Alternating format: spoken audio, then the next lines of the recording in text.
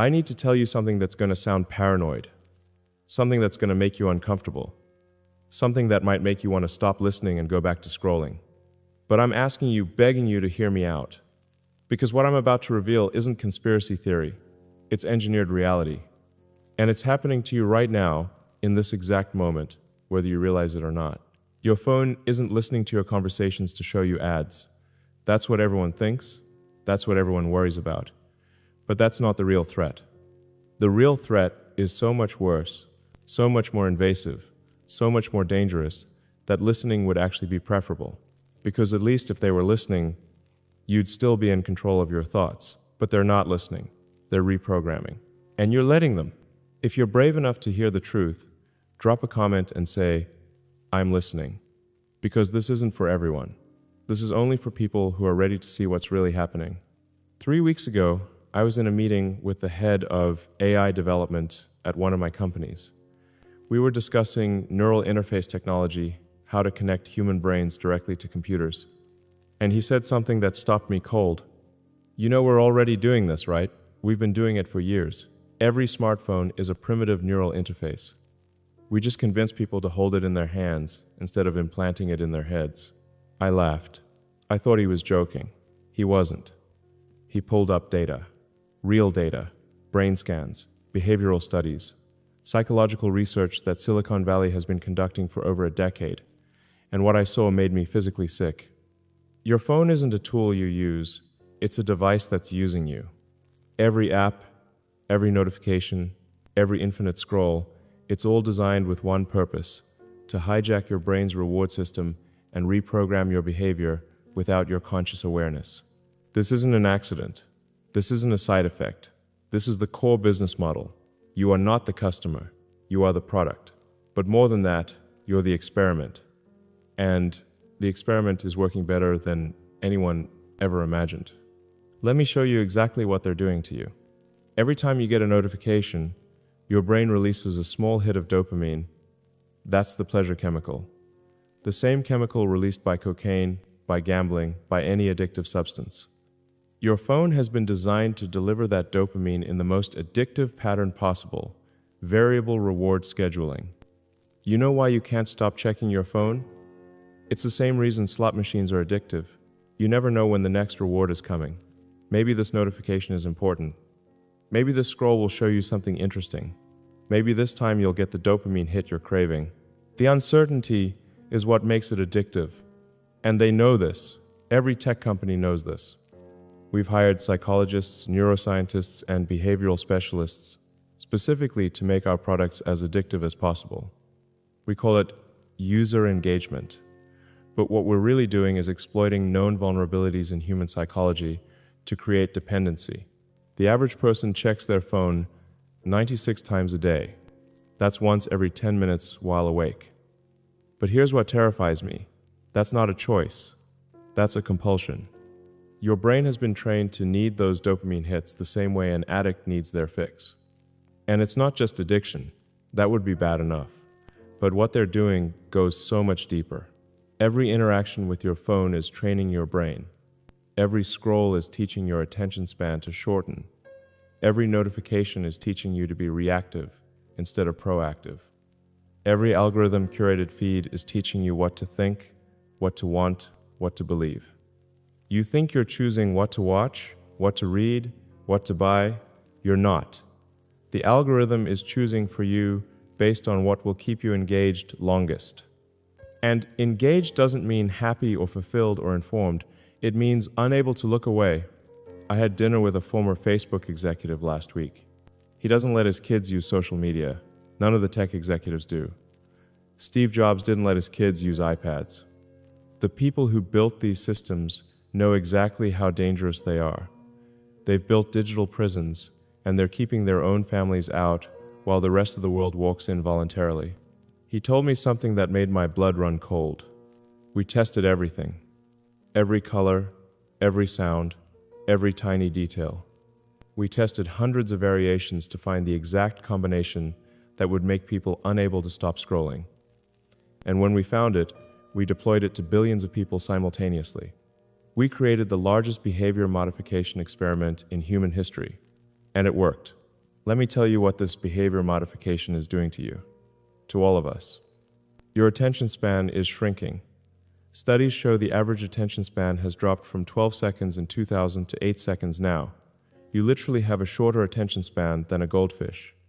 Not because you're lazy or weak-willed, because your brain has been systematically trained to crave constant stimulation.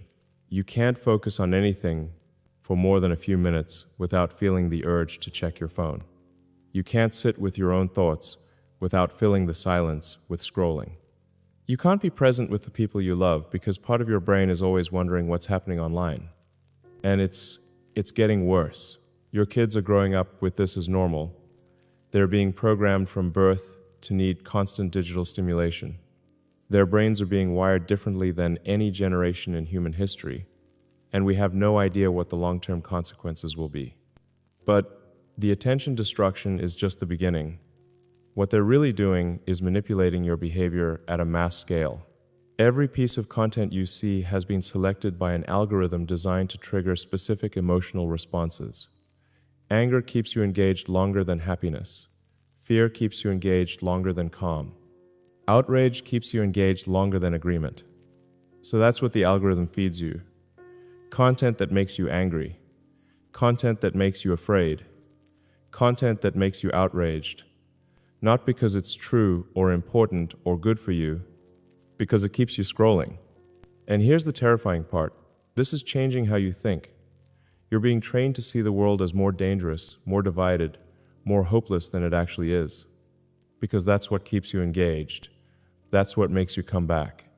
You think you're forming your own opinions. You're not. You're being shown carefully curated information designed to push you toward predetermined conclusions. And it's so subtle, so gradual, that you don't even notice it's happening. I talked to a data scientist who worked on recommendation algorithms. She quit because she couldn't handle what she was doing anymore. She told me, we could predict with 80% accuracy what you would think about a political issue before you even saw content about it. Not because we could read your mind, because we controlled what information you saw. We shaped your reality, and you never knew it was happening. This is social engineering at a scale that's never existed before. Billions of people, all receiving personalized propaganda designed to influence their behavior, their beliefs, their choices. And it's so effective that people defend it. They argue that they're not being manipulated, even as they're being manipulated into arguing that. Let me tell you what happens to your brain when you use social media for just 30 minutes. Your cortisol levels spike, that's your stress hormone. Your prefrontal cortex activity decreases, that's the part of your brain responsible for rational decision-making and impulse control. Your amygdala activity increases, that's the fear and emotional response center.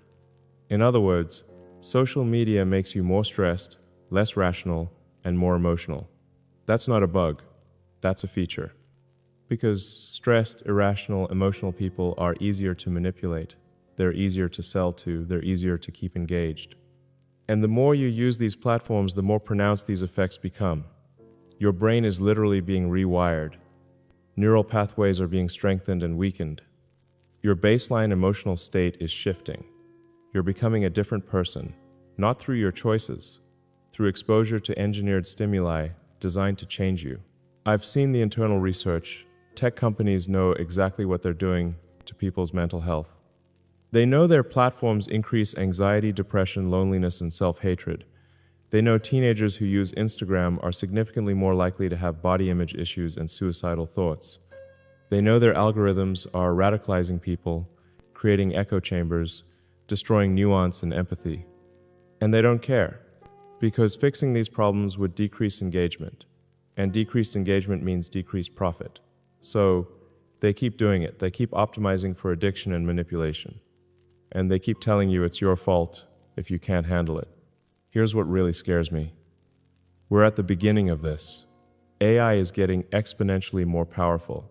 The ability to predict and manipulate behavior is going to get exponentially more sophisticated. And we're already at the point where most people can't resist it. What happens when AI can predict your behavior better than you can? What happens when it can manipulate you into doing things you'd never consciously choose? What happens when the line between your thoughts and programmed thoughts disappears completely? We're not far from that. We're maybe 5 years away from AI that can craft personalized content so perfectly calibrated to your psychology that resisting it is essentially impossible. Content that knows exactly what images, words, sounds, and timing will trigger the exact emotional response desired. Content that can shift your opinions, your behavior, your entire worldview without you having any idea it's happening. And the people building this technology aren't evil, they're just optimizing for engagement, they're just following the incentives, they're just building what the market rewards. But the result is the same, a technology that's fundamentally incompatible with human agency and free will. I know this sounds extreme. I know you're thinking, it's not that bad, I'm in control, I can stop whenever I want. That's what every addict thinks. That's what the programming wants you to think. So, let me ask you something. When was the last time you went a full day without checking your phone? When was the last time you sat with your own thoughts for an hour without distraction? When was the last time you were fully present with someone you love without part of your attention being pulled toward your device? If you can't remember, or if the thought of doing these things makes you anxious, you're not in control. You've been programmed. And the longer you deny it, the deeper the programming goes. Here's what I'm doing about this, and here's what I need you to do. I'm implementing strict rules in all my companies. No infinite scroll, no variable reward scheduling, no manipulation of emotions for engagement. We're going to build technology that respects human psychology instead of exploiting it. It will probably make less money. I don't care. Some things are more important than profit. I'm funding research into the long-term effects of digital manipulation. Real research, not the kind that tech companies fund to get the results they want. We need to understand what's happening to human brains, especially children's brains, from constant exposure to these systems. I'm advocating for regulation, real regulation, the kind that forces tech companies to prioritize user well-being over engagement, the kind that treats addictive design the way we treat other addictive products, the kind that holds companies accountable for the harm their algorithms cause. But most importantly, I'm asking you to wake up, to see what's being done to you, to take back control of your own mind. Here's what you need to do, starting right now. First, delete social media apps from your phone, not someday, today, right after you finish listening to this. You can keep the accounts if you want, check them on your computer, where the friction is higher and the addictive design is less effective. But get the apps off your phone. Second, turn off all notifications except for actual humans trying to reach you. No app should be able to interrupt your life whenever it wants your attention. You decide when to engage with technology. It doesn't decide for you. Third, create phone-free zones in your life. No phones at meals, no phones in the bedroom, no phones during conversations. Treat phone use like smoking something you do intentionally in designated times and places, not something that permeates every moment of your existence. Fourth, notice the urges. When you feel the compulsion to check your phone, pause. Sit with the discomfort. Recognize it as an artificially created craving, not a real need. The urge will pass. And every time you resist it, you're retraining your brain. You're taking back control. Fifth, talk about this. The invisibility of this manipulation is what makes it so effective. Make it visible. Tell people what's being done to them. Share this message. Break the silence that lets this continue unchecked. I know this is hard. I know your brain is screaming at you to dismiss this, to rationalize, to defend your phone use. That's the programming. That's the defense mechanism that's been installed to protect itself. But you're stronger than the programming. You're capable of seeing what's real and choosing differently. You're capable of taking back your attention, your behavior, your thoughts. You're capable of being free. Last night, I turned off my phone for 24 hours. First time in years. And you know what happened? Nothing. The world didn't end. No emergencies occurred that couldn't wait. But something else happened that I didn't expect. I remembered what my own mind feels like. The thoughts that arise naturally instead of reactively. The presence that's possible when you're not constantly interrupted. The peace that comes from not being manipulated by machines designed to keep you anxious and engaged. That's what they've taken from you. Not your privacy, not your data, your own mind, your ability to think clearly, to focus deeply, to be present fully, your agency, your freedom. And you can take it back, but only if you're willing to see what's been done. Only if you're willing to admit you've been programmed. Only if you're willing to do the hard work of deprogramming yourself. This isn't about technology being bad. I build technology. I believe in its potential to improve human life. But right now, the most powerful technology in human history is being used to exploit human psychology for profit. And if we don't stop it, if we don't change course, we're going to lose something fundamental about what it means to be human. Your phone isn't listening to your conversations. It's doing something so much worse. It's rewriting your brain. It's controlling your behavior. It's stealing your ability to think freely and choose consciously. And the only way to stop it is to see it, to name it, and to refuse to participate in your own manipulation. The choice is yours, but make it now, because every moment you delay, the programming gets deeper, and eventually, you won't be able to choose at all. Wake up, take back your mind, be free. I want to tell you one more thing before you go, something personal, something I haven't shared with anyone publicly. 2 months ago, my youngest son asked me a question that broke my heart. We were sitting at dinner, and he said, "Dad, why do you love your phone more than me?" I immediately denied it. I told him that was ridiculous, that of course I loved him more than a device. But he just looked at me with these eyes that saw right through me, and he said, "Then why do you look at it more than you look at me?" He was right. I was sitting at dinner with my child, and I was checking my phone. I was there physically, but I was absent mentally. I was choosing a glowing screen over my son's face, and I didn't even realize I was doing it until he called me out. That moment changed everything for me. Because I realized, if I can't resist this, if someone with all the resources and knowledge in the world can't maintain control over my own attention, what chance does everyone else have? This isn't about willpower. This isn't about being weak or undisciplined. This is about fighting against billions of dollars and thousands of the smartest engineers in the world, all working to make sure you can't put the phone down. You're not failing at resisting your phone. Your phone is succeeding at capturing you. And it will keep succeeding until you understand that you're in a fight for your own mind, a fight for your presence with the people you love, a fight for your ability to think your own thoughts. My son's question woke me up. I'm asking you, what will it take to wake you up? What will you lose before you realize what's being stolen? How much of your life will you give to these devices before you decide to take it back? Don't wait until your child asks why you love your phone more than them. Don't wait until you've scrolled away years of your life. Don't wait until you can't remember what it feels like to be present. Start now. Start today. Delete one app. Turn off one notification. Put your phone down during one meal.